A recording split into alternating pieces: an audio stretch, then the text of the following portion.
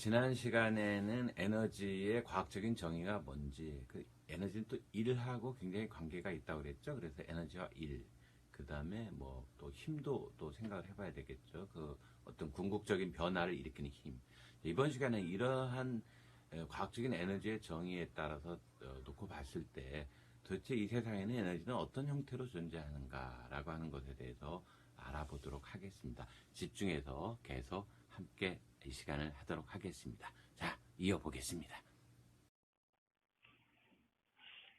세상에 존재하는 에너지들은 나누는 방식에 의해서 우리가 다양한 방식으로 나눠볼 수가 있어요. 예를 들어서 그 에너지를 재생산해서 다시 사용할 수 있는지 여부에 따라서 나눌 수도 있겠죠. 그 다음에 가공해서 쓰냐, 날것으로 쓰냐, 이렇게도 나눠볼 수가 있겠죠.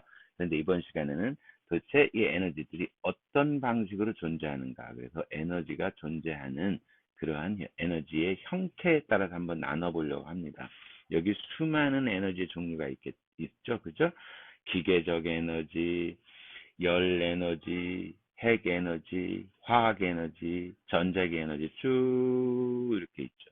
그 다음에 또 소리 에너지, 그 다음에 중력 에너지, 운동 에너지, 위치 에너지, 이온화 에너지 등 쭉 또 여러 가지가 있겠죠. 이들 모두를 다 소개할 수는 없고요. 이들 중에서 몇 가지만 뽑아가지고 우리 그 학생들이 우리 일반 학교에 다니는 학생들이 꼭 알아야 될 만한 그런 에너지 형태에 대해서 일단 한번 정리해 보는 시간을 갖도록 하겠습니다.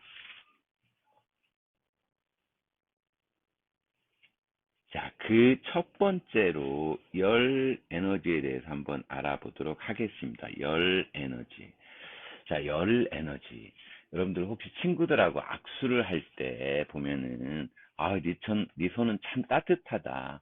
네 손은 참 차다. 왜 이렇게 손이 차? 뭐 이런 대화를 나누기도 한 경험이 있을 겁니다.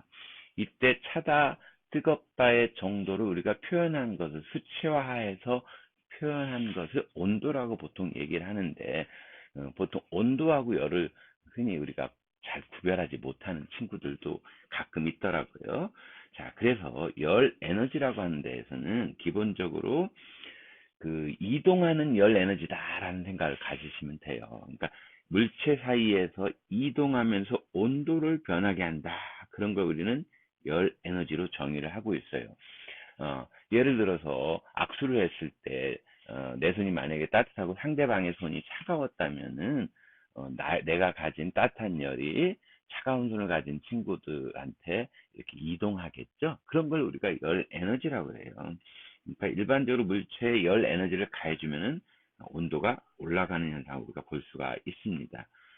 통상적으로 우리는 열 에너지라고 하는 것을 물체를 구성하는 입자들의 운동 에너지로 보통 표현을 하고 있습니다. 그래서 온도가 올라가는 상태, 즉 열 에너지가 많이 투입된 상태에서는 그거를 구성하고 있는 분자들의 운동이 굉장히 빠르게 운동 에너지가 증가하고 이런 걸 알 수가 있죠. 아, 여러분들의 영어 공부도 함께 할 겸해서 한번 영어로는 어떻게 되어 있는가 한번 볼까요? 열이라고 하는 것은 에너지의 형태다. 그런데 어떤 형태냐면은 온도가 높은 지역에서 낮은 지역으로 어떻게 된다? 이동되는 그런 거를 우리가 에너지의 한 형태다 이렇게 보고 있습니다. 여기 보면은 장작불로 태우는 거 있죠, 그죠? 이게 기본적으로 나무가 가지고 있는 그런 에너지가 뭐 빛도 내겠지만 상당히 따뜻한 열을 내고 있잖아요. 그래서 그런 의미로 열 에너지를 우리가 생각해 볼 수가 있겠습니다. 자, 첫 번째로 열 에너지에 대해서 한번 알아봤습니다. 어쩌면 우리에게 제일 친숙한 에너지가 전기 에너지일 것도 같아요. 지금 전기 없는 세상은 어, 상상조차 하기 힘들죠. 전기 안 쓰는 거 거의 없잖아요. 그죠? 그래서 그렇게 일상적으로 우리가 엄청나게 쓰는 전기 에너지. 학문적 정의는 뭘까? 전기 에너지라고 하는 것은 전하의 이동에 의해서 발생하는 그러한 에너지를 우리가 전기 에너지다 이렇게 이야기를 하고 있습니다. 전하의 이동. 그 밑에 영어를 볼까요? 영어를. 전기 에너지는 뭐다? 일렉트릭 차지의 흐름으로부터 나온 에너지다. 에너지 형태다. 이렇게. 그래서 전기 에너지는 이게 전하라고 하는 게 쉽게 얘기해서 이제 건전지에 있다고 치면은 이 도선을 따라서 이, 이 도선을 따라서 뭐가 흘러간다라는 얘기죠. 그 흐름에 의해서 나오는 그런 에너지 형태를 말하는 거고요. 아까 초입에서도 얘기했지만 전기 에너지는 다른 형태의 에너지로 전환이 굉장히 쉬워서 생활에 아주 편리하게 사용하고 있다. 뭐 전기 에너지는 모르는 사람이 없으니까 뭐 이 정도로 하고 넘어가도록 하겠습니다. 또 여기 보면 전기 에너지는 포텐셜 에너지다 이런 말이 있어요. 포텐셜 에너지. 나중에 뒤쪽에서 포텐셜 우리가 번역을 보통 위치 에너지라고 번역을 하고 있는데 그 포텐셜이라는 뜻이 우리가 이제 잠재적인 뭐 이런 뜻이잖아요. 그러니까 뒤에서 얘기하겠지만은 전기 에너지는 일종의 뭐다? 그렇죠. 위치 에너지와 일종이다. 그러니까 한마디로 위치 에너지가 어떤 의미를 지니는지를 뒤에 가서 다시 한번 설명할 거니까 그때 또 보도록 하겠습니다.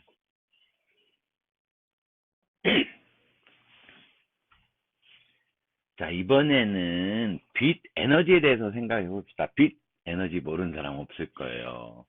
우리 지구상에 있는 모든 생명체의 에너지의 근원은 빛이죠. 태양에서 오는 에너지 중에 비록 20억 분의 1이라고 하는 아주 미세한 양, 20억 분의 1 정도를 가지고 이 태양에서 오는 그 20억 분의 태양이 가진 에너지 20억 분의 1을 가지고 우리가 그 지구상에 사는 수백만 중의 생물들이 살아가는 에너지의 근원이다. 빛 에너지는 한마디로 얘기하면 빛이 가진 에너지죠. 그죠? 한번 생각해 보죠. 식물의 입장에서 보면은 식물의 엽록소에서 빛 에너지를 활용해서 흡수해가지고 광합성을 하죠. 우리 또 태양전지 많이 쓰잖아요. 태양전지는 빛 에너지를 이용해서 빛 에너지가 전기 에너지로 전환이 돼서 사용이 되는 모두 다 에너지의 근원이 빛이라고 하는 걸 알 수가 있습니다. 그런데 사실은 빛 에너지의 정의를 내릴 때 이런 정의들을 많이 하거든요. 빛 에너지는 일렉트로매그네틱 에너지다. 즉 전자기 에너지다. 그럼 전자기라고 하는 게 뭐냐? 전자기라고 하는 것은 기본적으로 전기장이나 자기장에서 파장의 형태로 전달되는 거. 여기 트래블이란 말을 썼죠. 그런 걸 우리가 전자기다 이렇게 얘기를 하고 있습니다. 그러니까 빛 에너지는 전자기 에너지다. 파동 에너지다. 뭐 이런 개념하고 같이 맞물려서 생각해 보시면 될 것 같습니다. 이번에는 화학 에너지에 대해서 한번 살펴보도록 하겠습니다. 화학 에너지라고 하는 것은 각각의 화학 결합들이 있잖아요. 탄소와 산소, 수소와 수소, 수소와 산소. 그런 화학 결합들, 이런 결합에 의해 물질 속에 저장이 되어 있다. 저장된 에너지다. 이렇게 정의를 하고 있습니다. 이 저장된 에너지가 어떤 케미컬 리액션, 즉 화학 반응이, 화학 변화에 의해서 다른 에너지로 전환이 된다라고 생각하면 되겠습니다. 예를 들어 볼까요? 석유가 가진 화학 에너지가 석유라고 하는 걸 구성하는 어떤 물질들의 그 화학 결합이 있겠죠. 그게 연소가 되면은 열 에너지로 전환이 되잖아요. 그 다음에 우리가 먹었던, 오늘 아침에 먹었던, 점심 때 먹었던, 저녁에 먹었던 그 음식물도, 음식물이라고 하는 그 물질 속에 있는 화학 결합이 나중에 화학 변화에 의해서 에너지로 전환이 돼서 운동 에너지나 열 에너지로 사용이 되는 이런 걸 볼 수가 있습니다. 그 예를 들어볼까 여기서. 자, 빛 에너지가 엽록소에, 식물의 잎의 엽록소에 딱 비치게 되면은 거기에 있던 무기물 CO2와 물의 무기물이 소위 포도당이라고 하는 걸로 전환이 됩니다. 이 포도당이라고 하는 물질로 전환이 돼서 이 그 포도당을 구성하는 화학 결합의 에너지가 저장이 되겠죠. 그죠? 그걸 우리가 케미컬 에너지라고 하는 겁니다. 기본적으로 이 케미컬 에너지가 다시 이게 산소와 수소, 탄소와 탄소 이런 결합들이 있었겠죠. 그 결합물들의 화학 결합들이 다시 전환이 돼서 이걸 활용해서 우리가 또 다른 에너지로 사용을 하는 거죠. 그런 의미에서 화학 결합이 이미 다른 걸로 변하게 될 때까지 포텐셜, 잠재적으로 이미 내재되어 있기 때문에 이것도 일종의 뭐다? 화학 에너지의 한 형태다. 위치 에너지, 화학적 위치 에너지, 포텐셜 에너지의 한 형태다. 여기 영어는 바로 그거죠. 그죠? 어떤 화학 에너지라고 하는 것은 원자나 분자의 내부 구조에 저장이 되어 있는 에너지다.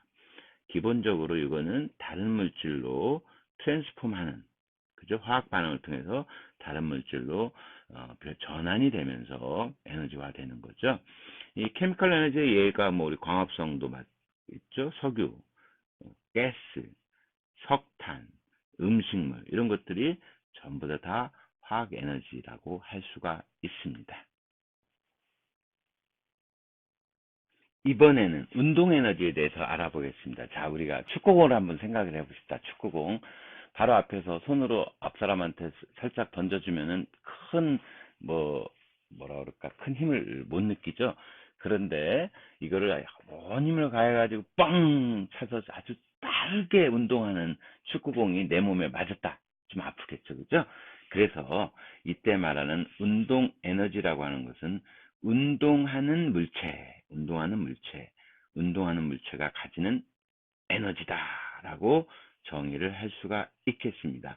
우리 이거 중학교 때도 배웠고, 그렇죠? 거기 보면은 운동 에너지 공식을 이 아래에 있는 것처럼 E equal 2분의 1 mv 제곱이라고 우리가 흔히 머릿속에 암기하다시피 하고 있는데, 여기 보면은 운동하는 물체는 기본적으로 그 물체의 질량, 그 다음에 속력이 있겠죠, 그죠? 빠르기. 그러니까 운동하는 물체가 얼마나 질량이 크냐, 그다음 얼마나 빠르냐에 의해서 결정이 되는 걸 알 수가 있습니다.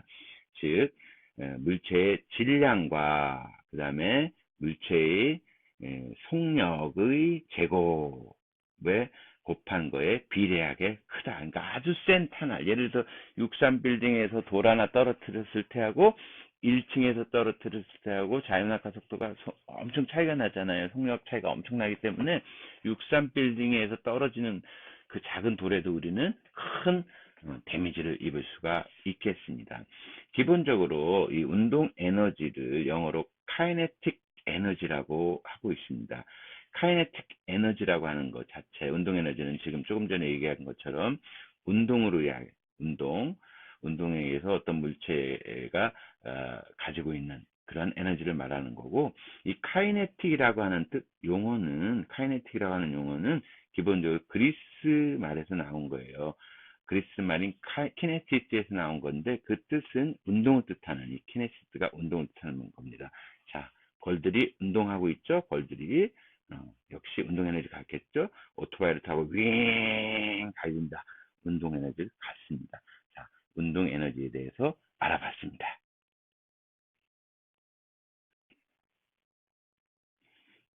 자, 이번에는 위치 에너지에 대해서 이야기를 해보도록 하겠습니다. 위치 에너지를 영어로는 potential 에너지라는 말을 씁니다. potential 에너지. 자, potential이라는 언어의 의미는, 본래 그 의미는 잠재적인 이런 뜻이 있다라는 것 정도는 여러분들이 알고 계시잖아요. 잠재적이라는 말은 뭐예요? 우선 당장 표현이 되지 않더라도 뭔가가 있다 이런 뜻이죠, 그죠? 그래서 우리가 potential 에너지, 위치 에너지를 어떻게 정의를 하고 있냐면은, 어떤 위치에 있는, 위치라는 말이 중요하죠. 어떤 위치에 있는 물체가 높은 데 있냐, 낮은 데 있냐, 이런 말이죠. 예, 어떤 위치에 있는 물체가 가지는 에너지를 말합니다.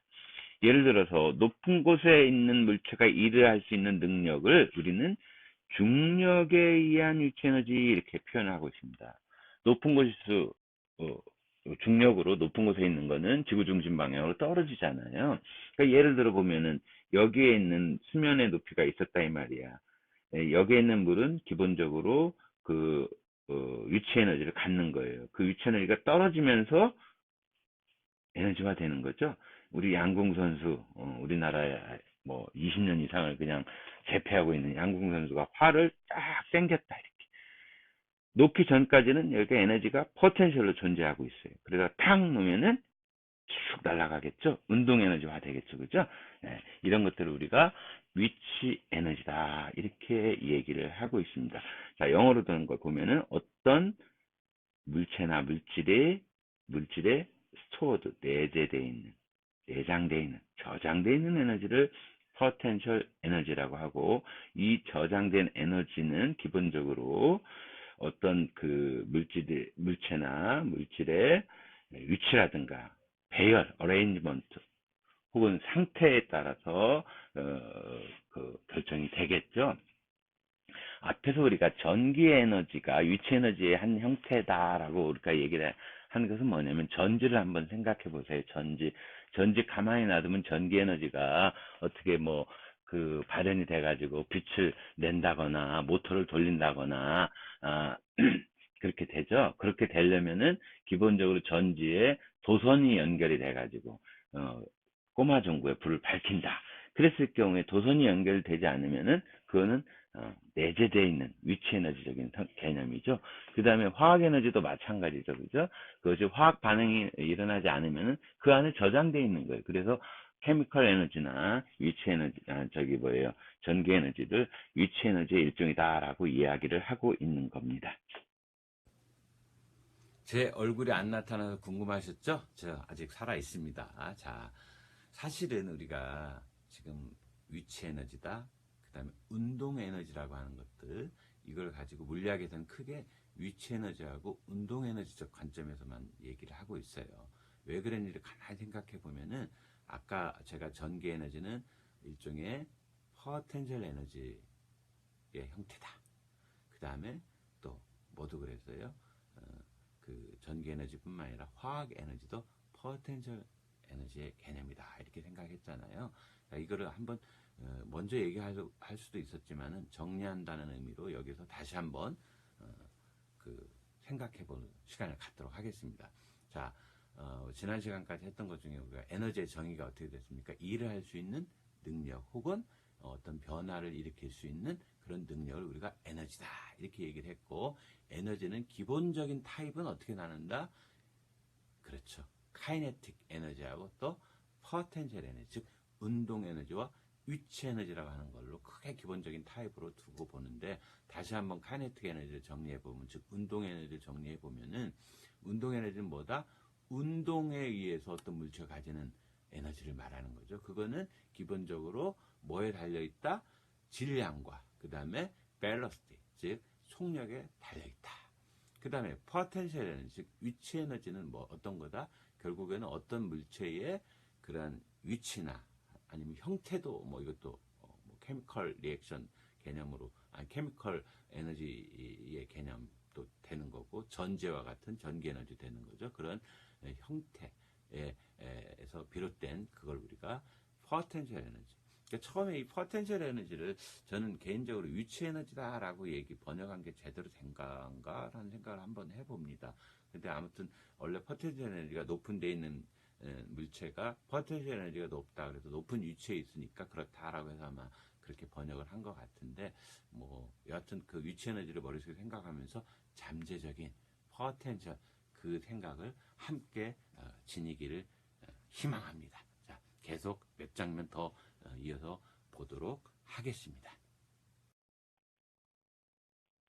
우리가 흔하게 들었던 용어 중에 하나가 역학적 에너지라는 용어를 여러분들이 들은 기억이 날 겁니다. 역학적 에너지. 자, 이런 상상을 한번 해봅시다. 호수 위에 돛담배가 하나 떠 있어요. 근데 바람이 안 불으면 움직이지 않죠. 그런데 바람이 불면 움직이게 되죠. 또 이런 장면을 생각해 봅시다. 흐르지 않는 물은 아주 작고 가벼운 모래 하나도 못 움직이죠. 움직이게 할 수 없죠. 그렇지만 흐르는 물은 모래, 심지어는 자갈까지도 움직이게 할 수 있죠. 이와 같이 움직이고 있는 공기나 혹은 바람, 그죠? 바람이나 물은 일을 할 수 있죠. 다시 말해서 에너지를 가지고 있는 것이라고 할 수가 있는 겁니다. 왜? 에너지의 정의는 일을 할 수 있는 능력이라고 했으니까. 자, 높은 곳에부터 떨어지는 물은 수차를 돌리겠죠. 물레방아를 돌리겠죠. 움직이는 자동차는 다른 물체를 밀어내죠.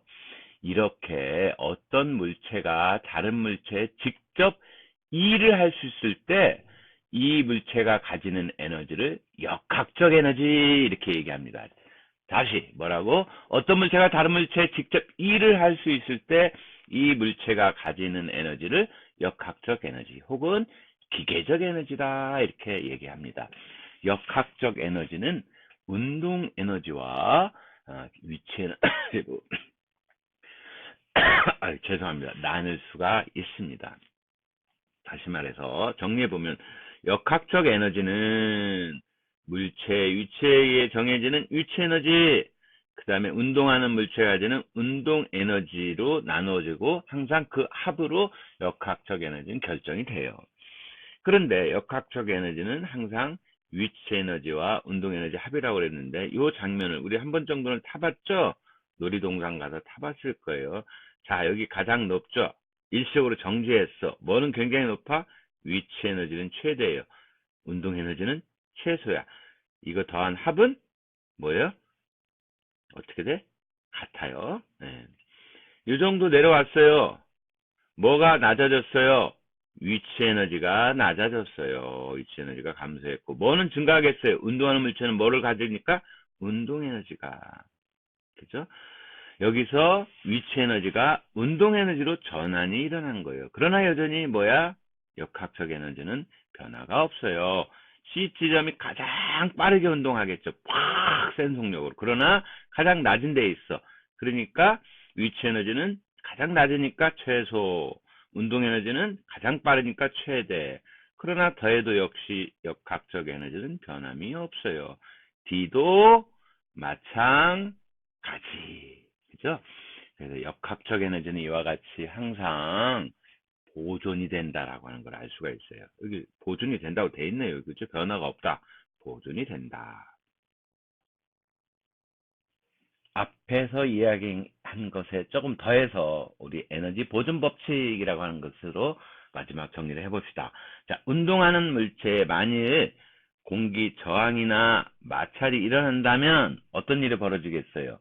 물체의 역학적 에너지 중에 일부는 운동 에너지로 다 바뀌지 않고 열 에너지로 일부가 전환이 됐겠죠.